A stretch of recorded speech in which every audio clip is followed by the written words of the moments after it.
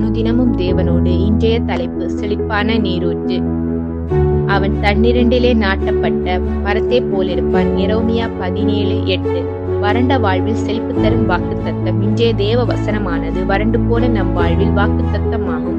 அன்பு தணிந்து வம்பு துளித்திருக்கும் யாழ்ப்பால் எழுச்சி மகிழ்ச்சி அளிக்கக்கூடிய ஒரு அருமையான உலகில் கண்ணீருக்கும் கவலைக்கும் பஞ்சமில்லை. வாழ்க்கையில் மகிழ்ச்சியை மறந்து புன்னகை இழந்து துக்கத்தை அணிந்து வாழும் மனிதர்கள் அநேகர். இன்றைய தேவ பகுதியில் தண்ணீருக்கு எந்த விதத்திலும் பற்றாக்குறை இல்லாத ஒரு மரம் உவமையாக கூறப்படுகிறது. வாய்க்கால்களில் தண்ணீர் இருந்தால்தான் மீனானது உயிர் வாழ முடியும், வற்றினால் மாண்டு போகும். ஒரு மரம் நீர் ஆதாரம் இருந்தால்தான் அது தப்பாமல் கனி கொடுக்கும்.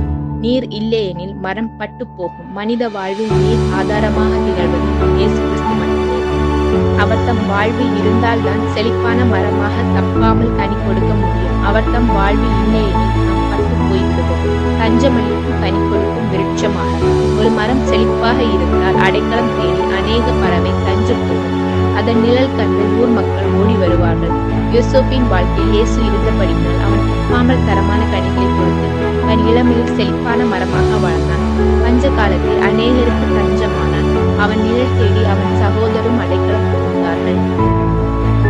பலவித கவலைகளினால் வாடிப்போன நம் வாழ்வில் இயேசு வந்தால் புது மகிழ்ச்சி மலர்ந்து புது நம்பிக்கை பிறந்திடும். எனவே இயேசுவை நம் வாழ்வில் ஏற்றுக்கொண்டு அவருடையவளாக நாம் வாழும் பொழுது அவர் எப்பொழுதும் நம்மோடு இருந்து யோசேப்பை போல ஏற்ற காலங்களில் உயர்த்திடுவார்.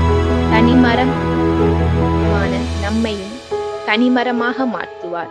இயேசு நம் வாழ்வாதாரம், செழிப்பான நம் வாழ்க்கைக்கு நீராதாரம், ஊருக்கு பயன் தரும் கனிமரம், கிடைப்போர் வரம், வாக்குமாறா தேவன்.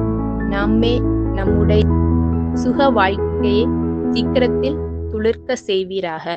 கிருபை நம்மோடு இருப்பாராக. ஆமென்.